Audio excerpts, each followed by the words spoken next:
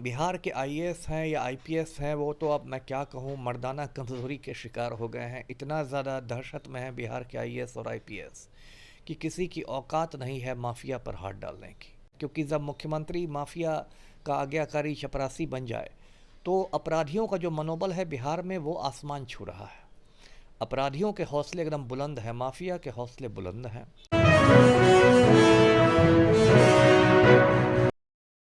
नमस्कार, मैं हूं विपुल और आप देख रहे हैं डेमोक्रेसी एक्सप्रेस। फिलहाल के दिनों में अगर आप बिहार पुलिस से जुड़ी खबरों को गूगल पर सर्च करेंगे तो आपको एक बात कॉमन नज़र आएगी कि बिहार पुलिस पर जो अटैक्स हैं वो काफ़ी बढ़ गए हैं। शनिवार की घटना है, मोतिहारी में एक सब इंस्पेक्टर के साथ इसी तरह की घटना हुई जब उसे फायरिंग तक करनी पड़ गई उसे अपनी जान बचाने के लिए। और भी लगातार आपको वैशाली में, समस्तीपुर में हाल के दिनों में ऐसी घटनाएं हुई हैं। अब सवाल खड़ा होता है कि क्या पुलिस ही सुरक्षित नहीं है बिहार में। इसके साथ दूसरा सवाल ये भी है कि अगर पुलिस सुरक्षित नहीं है तो फिर जनता कैसे सुरक्षित रहेगी। हमारे साथ इस मसले पर बात करने के लिए पूर्व आईपीएस अमिताभ दास सर जी हैं, जिनसे हम बातचीत करेंगे। ऐसे हालात सर क्यों पनप रहे हैं कि पुलिस पे ही अटैक्स बढ़ गए बिहार में? देखिए, बिहार में हालात बिल्कुल बेकाबू हो गए हैं और अराजक स्थिति पैदा हो गई है और पुलिस वालों पर हमला मतलब एक तो रोज़ाना की बात हो गई है, डेली का मामला हो गया। और इसके लिए यदि एक आदमी जिम्मेदार है तो वो मुख्यमंत्री हैं पलटू राम। अब जो मुख्यमंत्री हैं हमारे पलटू राम, वो माफिया डॉन अनंत सिंह के आज्ञाकारी चपरासी बन गए हैं। और 2 महीने पहले लोगों को पता होगा कि अनंत सिंह को पटना हाई कोर्ट ने रिहा कर दिया और ये बेऊर जेल से बाहर निकल के आ गया। तो कायदे से पटना हाई कोर्ट के अपील के खिलाफ सुप्रीम कोर्ट में अपील की जानी चाहिए थी, कायदा यही है। लेकिन चूंकि मुख्यमंत्री खुद अनंत सिंह का गिरोह ज्वाइन कर चुके हैं, अनंत सिंह के गिरोह में शामिल हो चुके हैं, इसलिए ऐसी कोई अपील बिहार सरकार ने नहीं की। और अब तो ये हालत है, तो आप कह सकते हैं इसको माफिया का नंगा नाच कहेंगे, कि ये माफिया डॉन अनंत सिंह मूछ पर ताव देते हुए जाता है मुख्यमंत्री आवास, जाता है एक अणे मार्ग, और बंद कमरे में उसकी पलटू राम के साथ गुफ्तगू होती है ना। मतलब इन लोगों ने कानून का और इसका मजाक बना के रख दिया है। और जो बिहार के आईएएस हैं या आईपीएस हैं, वो तो अब मैं क्या कहूँ, मर्दाना कमज़ोरी के शिकार हो गए हैं। इतना ज़्यादा दहशत में है बिहार के आईएएस और आईपीएस कि किसी की औकात नहीं है माफिया पर हाथ डालने की। और इसी वजह से लगातार पुलिस वालों पर हमले हो रहे हैं, क्योंकि जब मुख्यमंत्री माफिया का आज्ञाकारी चपरासी बन जाए तो अपराधियों का जो मनोबल है बिहार में वो आसमान छू रहा है। अपराधियों के हौसले एकदम बुलंद हैं, माफिया के हौसले बुलंद हैं। और जो पुलिस का हौसला है वो टूट चुका है, वो रसातल में पहुंच गया है टूट के। मतलब आप सिपाहियों हवलदारों की बात छोड़ दीजिए, सीनियर जो आईपीएस अधिकारी हैं, जो पुलिस की सर्वोच्च सेवा होती है भारतीय पुलिस सेवा, उसमें ये हालत है कि अब लोगों ने इस्तीफ़ा देना शुरू कर दिया है बिहार में। काम्या मिश्रा, जानते होंगे, मिसेस काम्या मिश्रा है, आईपीएस है, 2019 बैच की, अभी दरभंगा में तैनात थी, ग्रामीण एसपी थी। पहले पटना में एएसपी सचिवालय थी, उसकी एक अच्छी छवि थी।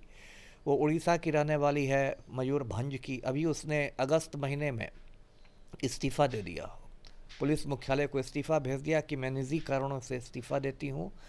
और उसके बाद वो चली गई, अगस्त में इस्तीफ़ा देकर वो चली गई। मतलब इतने बुरे हालात हैं कि जो काम करने वाले लोग हैं जी जी, वो बिहार में नहीं रहना चाह रहे नहीं हैं। रहना चाहते हैं। और देखिए, काव्या मिश्रा ने इस्तीफ़ा दे दिया, उसके बाद आपने इसने इस्तीफ़ा दे दिया। शिवदीप लांडे 2006 बैच का आईपीएस है, पूर्णिया का आईजी था, उसने इस्तीफ़ा दे दिया, फेसबुक पर ऐलान कर दिया कि मैं नौकरी छोड़ रहा हूँ।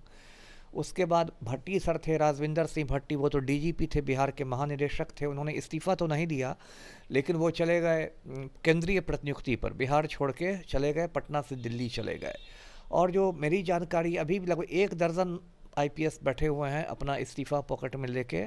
हाँ, और या तो फिर इस्तीफ़ा नहीं मंजूर होगा तो केंद्रीय प्रतिनियुक्ति पर भागने के लिए अच्छा। मुझे फ़ोन कर के एसपी लोग बताते हैं, डीआईजी लोग बताते हैं कि सर बहुत ख़राब हालत है फील्ड में, और किसी क्रिमिनल को आप पकड़ नहीं सकते, किसी क्रिमिनल पर आप हाथ डालिएगा मुख्यमंत्री आवास से फ़ोन आ जाएगा, मुख्यमंत्री कार्यालय से फ़ोन आ जाएगा।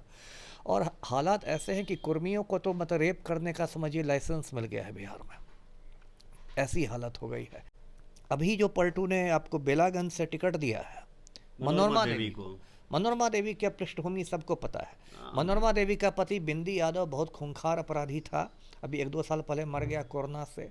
मनोरमा देवी का जो बेटा है रॉकी यादव, वो गुंडा मवाली है, कई साल तक जेल में था आदित्य सचदेव हत्याकांड में, रोड रेज वाला मामला। तो खुद मनोरमा देवी के घर पर अभी सितंबर महीने में एनआईए ने रेड डाला, नेशनल इन्वेस्टिगेशन एजेंसी ने रेड डाला।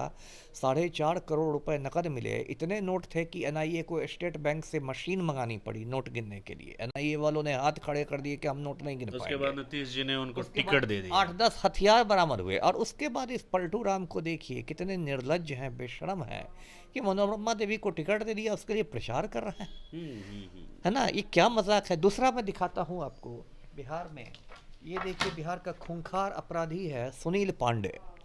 ये सुनील पांडे इस तस्वीर में AK-47 लिए खड़ा है, AK-47 राइफल। अब मैं दर्शकों को बता दूं कि ये एक प्रतिबंधित हथियार है, कोई भी व्यक्ति AK-47 नहीं रख सकता है। ये इतना मतलब बड़ा गुनाह है कि फिल्म अभिनेता जो है संजय दत्त, उनके पास से AK-56 बरामद हो गया था तो मुन्ना भाई को 2-3 साल तक जेल में रहना पड़ा था। जबकि पुलिस को भी पता था कि संजय दत्त आतंकवादी नहीं है, अदालत को भी पता था कि आतंकवादी नहीं है, लेकिन AK-56 मिलने की वजह से जेल में रहना पड़ा था।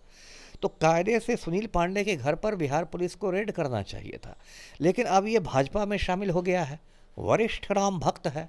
और इसका बेटा जो है विशाल प्रशांत, वो तराड़ी से राम भक्त बन के खड़े हुए हैं। अब वो भारत को विश्व गुरु बनाएंगे।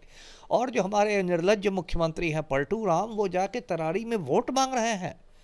माफिया के बेटा के लिए पलटू राम वोट मांग रहे हैं। और ये वो पलटू राम है जो कहते हैं कि हम ना किसी को फंसाते हैं, हम ना किसी को बचाते हैं, कानून अपना काम करेगा। तो यही तमाम कारण है जिसकी वजह से जो अपराधी हैं उनका मनोबल बढ़ा हुआ है, बिल्कुल आसमान छू रहा है। सर आपको वो भी वक्त याद होगा जब नीतीश कुमार पहली बार सत्ता में आए, तो एक माहौल बना कि अब जो पुलिस प्रशासन है वो बेहतर तरीके से काम कर रही है और एक खौफ बना अपराधियों के बीच में। लेकिन अब जब हम ये देख रहे हैं कि इतने लंबे समय के बाद, जब मुख्यमंत्री इतने लंबे समय तक शासन में रहे, तो ये हम ये कह सकते हैं कि अपने आखिरी दौर में बहुत बुरे हालत में प्रशासनिक जो व्यवस्था है वो जा रही है। एक तो देखिए अब पलटू राम की शारीरिक और मानसिक स्थिति बहुत खराब हो गई है, जिसको बोलचाल की भाषा में कहते हैं सठिया जाना, वो सठिया गए हैं। ये भी हम कह सकते हैं कि अब ये अपना आखिरी जो राजनीति की पारी है उसमें है। वही आशय है, मेरा भी वही आशय है कि आपकी शारीरिक और मानसिक स्थिति क्या है। जिस चीज़ का पैर पकड़ने लगते हैं आप जाइए, हो सकता है तो आपका पैर पकड़ लें, है ना। किसी का कभी RK सिन्हा का पैर पकड़ना है, कभी अशफाक करीम का पैर पकड़ना है, कभी किसी अफसर का पैर पकड़ने दौड़ने लगते हैं, कभी किसी ठेकेदार का पैर पकड़ने दौड़ना है। मतलब ये तो विशुद्ध असामान्य हरकत है। इस पर तो मतलब इसकी जांच होनी चाहिए। जो बड़े बड़े न्यूरोलॉजिस्ट होते हैं उनको जांच करानी चाहिए और रिपोर्ट को सार्वजनिक करना चाहिए कि मुख्यमंत्री की दिमागी हालात क्या हो गई। और देखिए मुख्यमंत्री जो पलटू राम पहली बार मुख्यमंत्री बने थे 2005 में, ऐसे तो एक बार 2000 में भी बने थे, लेकिन वो तो 7 दिन के लिए। तो उनका यही था ना कि बिहार को जंगल राज से मुक्ति दिलाएंगे, इसी प्लैंक पर आए थे। और अभी भी कहते हैं कि देखिए 2005 के पहले क्या स्थिति थी, कोई शाम में घर से नहीं निकलता था, ये वो। अब देखिए ऐसा लगता है कि बिहार में अब अभी तो पुलिस वाले चौराहे पर मारे जा रहे हैं। ऐसा लगता है कि बिहार में आपने राम राज ला दिया। लगता है कि अभी बाघ और बकरी एक ही साथ घाट पर पानी पी रही है।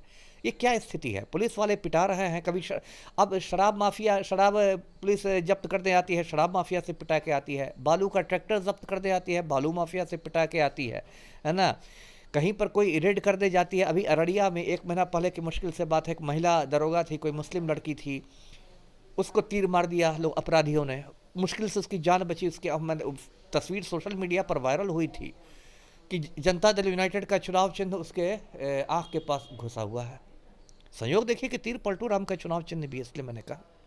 तो जब ऐसे हालात हों तो माफिया का नंगा नाच हो रहा है। मुख्यमंत्री अब ऐसा पलटू राम की हालत हो गई है, कभी सुनिएगा कि पाकिस्तान जाकर दाऊद इब्राहिम के जूते साफ कर रहा है ना।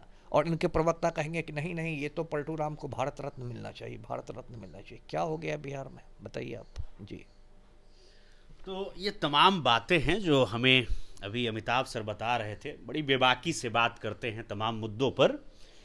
जो मुख्य कारण बता रहे हैं वो नीतीश कुमार जी की, हमारे मुख्यमंत्री जी की जो राजनीतिक महत्वाकांक्षा है, सरकार में बने रहने की लगातार जो इच्छा है, इन सब की वजह से ये चीज़ें हो रही हैं और जो हालत है बिहार में वो बिगड़ रही हैं। आए दिन पुलिस वाले सड़क पर चौराहों पर पीटे जा रहे हैं, मगर जब इस तरह की घटनाएं होंगी पुलिस वालों के साथ खास करके, तो आम लोगों में एक भय व्याप्त होगा कि जब हमारी रक्षा करने वाली पुलिस सुरक्षित नहीं है तो भला हम कैसे सुरक्षित रह सकते हैं।